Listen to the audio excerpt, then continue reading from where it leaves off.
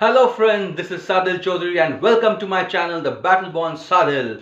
This is the second episode of my first series, The ABC of Bodybuilding, and today I am going to discuss regarding weightlifting, resistance training and bodybuilding physique. So let's start. I have been asked many times whether the bodybuilders are really strong or whether their big muscles are just for show. The answer is that the bodybuilders are indeed strong, but the strength for the physique competitor is mean to an end rather than ultimate goal. The athletes who are most concerned with their ultimate strength are the weightlifters. Weightlifting is a sport which is judged by the amount of weight a competitor can handle for a given type of lift.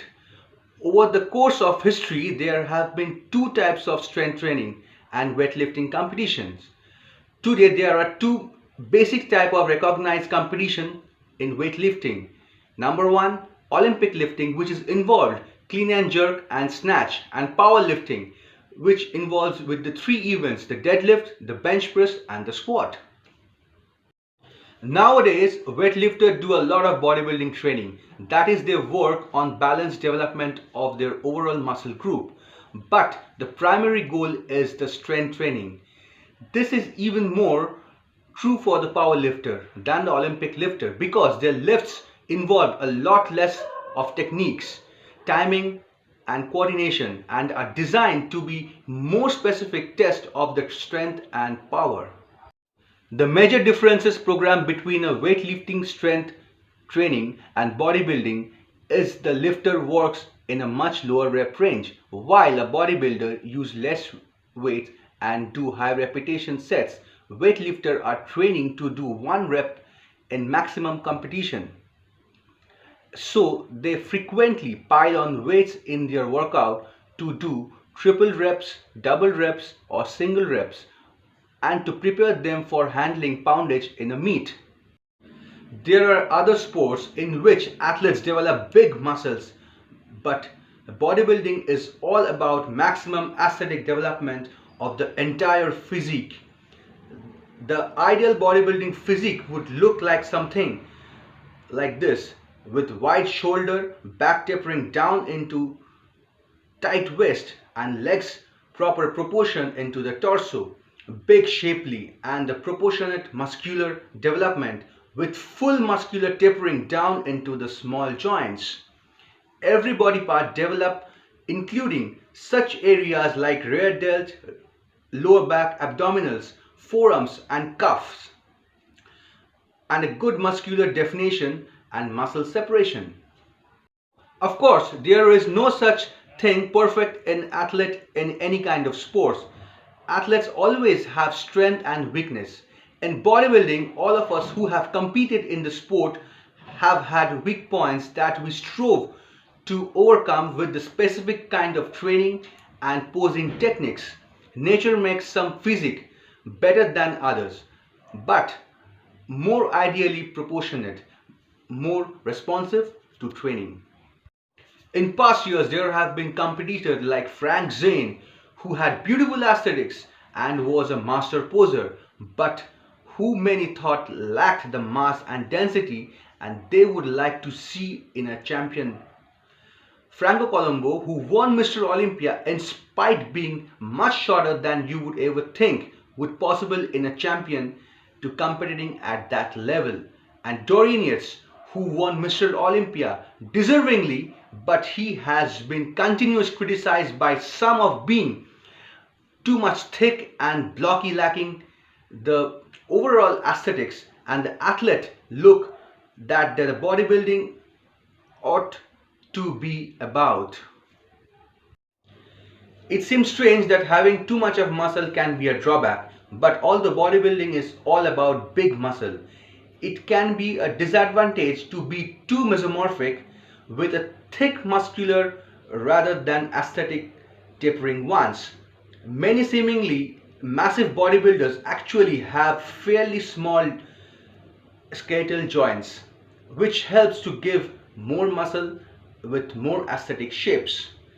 Lee Haney, who dominated the Mr. Olympias in the 90s, got into bodybuilding after having break down his leg by playing football. Again, he has huge powerful muscle but lighter and more aesthetic skeletal structure. In any sports, in fact in any area of life, it's a fact that some people have more talent in specific area than do others. In the same way, bodybuilders champions are made and also born. You may have right genetics, but you can't change your skeletal type of muscles or proportions. Although you can build the bone structure and size when you do muscle training. But keep in mind, however, that what kind of genetic potential you have is not also every time obvious. Sometimes you have to train for a few years to see what kind of potential you may ultimately have.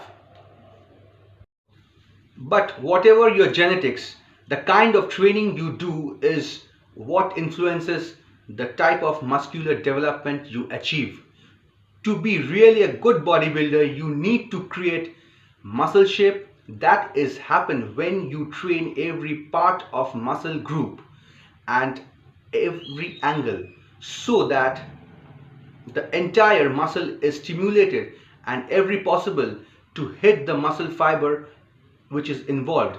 The muscles are really aggregates, many smaller units, bundles and bundles of fiber, and every time you use muscle in a slightly different way to stimulate different combinations of different bundles and activate the additional fibers, the bodybuilders attempt to achieve the total development of the body to create the fullest possible shape in each muscles. But you have to have the muscle proportion to another and to achieve the overall symmetry that is aesthetically pleasing as possible. Developing the body is the way requires complete knowledge of techniques. You may want to change the shape of your chest muscle and peak of your bicep more fully, or to achieve better balance between upper and lower body development.